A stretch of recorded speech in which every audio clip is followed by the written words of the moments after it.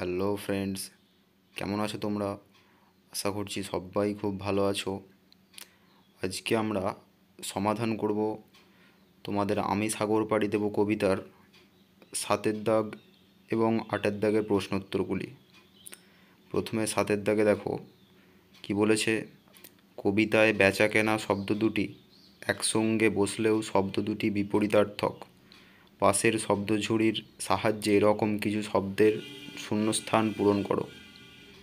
তাহলে দুটো শব্দ বসাতে হবে যেগুলো পরস্পর বিপরীত শব্দ, সেগুলোকে বসিয়ে নতুন শব্দ তৈরি করতে হবে।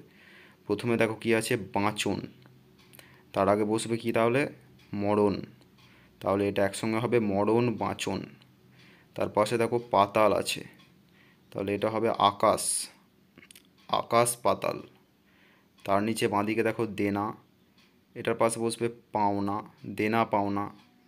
তারপরে দেখো দুঃখ আছে, দুঃখের আগে বসবে সুখ, সুখ দুঃখ। তার নিচে বাঁদিকে দেখো আছে অগ্র, এটার পাশে বসবে তাহলে পশ্চাৎ, অগ্র পশ্চাৎ। তার পাশে দেখো ওঠা, এটা হবে ওঠা নামা, অর্থাৎ ওঠার পাশে বসবে নামা। তার নিচে দেখো আধার, আধারের আগে তাহলে বসবে কি না, আলো, তাহলে এটা হবে আলো আধার। তার পাশে দেখো গোড়া, গোড়ার আগে বসবে আগা, তাহলে এটা হবে আগা গোড়া। এরপর 8 দাগে দেখো কি বলেছে। মনে করো তুমি সওদাগর, বিভিন্ন দেশে জিনিসপত্র কেনাবেচা করতে যাও। জিনিসপত্র ছাড়া আর কি কি তুমি বিভিন্ন দেশে ছড়িয়ে দেবে? তাদের দেশ থেকে কি কি তোমার সঙ্গে আনবে? এটার উত্তর করবে তোমরা, জিনিসপত্র ছাড়া আমি আমাদের দেশের সংস্কৃতি, ভাষা, শিক্ষা বিভিন্ন দেশে ছড়িয়ে দিতে চাই, আর বিশ্বব্যাপী ছড়াতে চাই মানবিকতা ও বন্ধুত্ব। তাদের দেশ থেকে কি কি তোমার সঙ্গে আনবে?